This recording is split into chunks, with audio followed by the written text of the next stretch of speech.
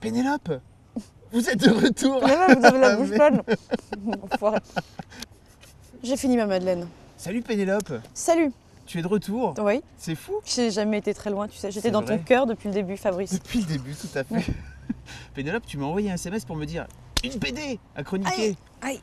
En fait, j'ai menti parce que j'en ai pas une, j'en ai plusieurs. Oh. Oh là là, la poupée russe. En fait, je voudrais parler pas mal d'une et un tout petit peu de deux. D'accord. Ok ? Je commence par celle dont je vais parler pas mal. Ça s'appelle La collectionneuse de Pascal Gérard. D'accord. Ring a bell peut-être, Pascal Gérard ? Pas du tout. Non, bon, tu regarderas tes chroniques, mon grand. Merde.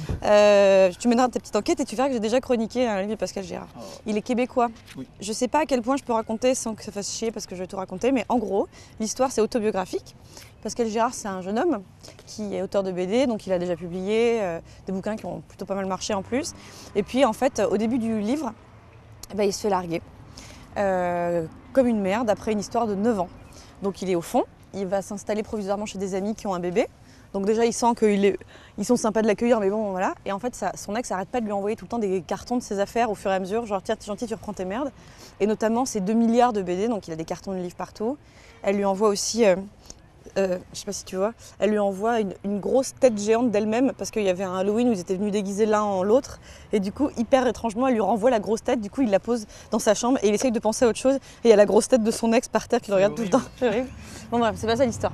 Et donc il est en grosse remise en question, il se dit ok c'est bon je me suis fait larguer, donc je repars à zéro, je vais arrêter d'être auteur de BD, je vais revenir à mon métier alimentaire que je faisais avant qui était soudeur sur des chantiers. Donc il se dit ouais tant pis, et tout le monde lui dit mais non mais t'es fou, t'es auteur, tu vas pas aller faire ça. Il dit si je m'en fous, je suis soudeur, sauf qu'il sait plus souder, il soude comme une merde, il arrête pas d'avoir des accidents. Sur le chantier les mecs lui disent mais t'es sûr que t'as déjà fait ça, enfin, bref. Et il traîne dans une librairie BD tout le temps. Et les libraires lui disent on a un problème dans cette librairie, c'est qu'on se fait voler plein de BD tout le temps. Quelqu'un vole les livres, on ne sait pas qui c'est. Et un jour, lui, il est dans la librairie et il voit une nana assez mignonne en train de feuilleter sa BD à lui. Donc il s'apprête à faire genre c'est moi qui l'ai fait. Et là, la nana vole le bouquin en fait. Et donc commence une histoire avec cette nana qui va suivre pour essayer de lui dire hey, d'un côté tu m'as volé le livre, en même temps je suis hyper flattée et en plus t'es mignonne. Et il va vivre une espèce de romance avec cette fille, sachant que leur point de départ de leur histoire c'est en fait tu voles des livres mais t'as volé le mien donc c'est cool. Et donc il va petit à petit se remettre de plein de trucs et puis bon je raconte pas tout. Vraiment là pour le coup je raconte pas tout du tout. Et donc c'est très bien, c'est très drôle et puis c'est chouette et c'est bien ce petit moment de parenthèse à la fin d'une grosse histoire. On se dit bon, ouh, un insecte venu d'ailleurs. Ok, en fait, est-ce que j'en profite pour faire le début de vraiment autre chose ? C'est peut-être l'occasion de me poser les bonnes questions, de changer de vie, tout ça. Et puis cette histoire marrante avec cette voleuse de livres, qui n'est pas voleuse, elle dit je les vole pas, je les collectionne. Voilà, d'où le titre. C'est super bien. Après, je te montrerai des images aussi parce que c'est bien, c'est de la ligne claire, noir et blanc. Très expressif, super simple. Voilà, donc je te montrerai. Et sinon, moins de temps et moins l'occasion de s'attarder dessus, mais quand même, comme je les ai lus récemment, j'avais bien envie d'en parler. 2 bouquins qui n'ont absolument rien à voir. Enfin, si, un peu en fait. Bon. Un thé pour Yumiko, de Fumio Obata, qui est donc japonais, on se doute. C'est l'histoire d'une nana qui... c'est marrant, on dirait un peu... ça ressemble au début d'une Naoto Brown. C'est que c'est une nana japonaise qui vit à Londres, qui est graphiste. Elle apprend que son père est mort. Donc elle doit repartir au Japon, elle n'y est pas allée depuis 10 ans et elle y va et elle se rend compte que sa relation avec son père n'était pas du tout ce qu'elle croyait. Cet enfant est très pénible. À la fois c'est mignon pénible. C'est les pires. Et donc elle se dit, quand elle retourne là-bas, qu'elle est devenue une étrangère là-bas, qu'elle est quand même une étrangère en Angleterre, bon bref. Mais surtout que, en fait, elle est censée être... hyper triste, elle est entourée de plein de gens qui sont... Mais elle se dit c'est bizarre, je ne sens rien du tout. Donc elle fait un parallèle avec le théâtre du No japonais où on met des masques. Et voilà. Et le point fort de ce livre, on va pas se mentir, c'est que le dessin est complètement à tomber par terre. On oscille en permanence entre émerveillement et jalousie. Parce que c'est vraiment tellement beau. C'est fou.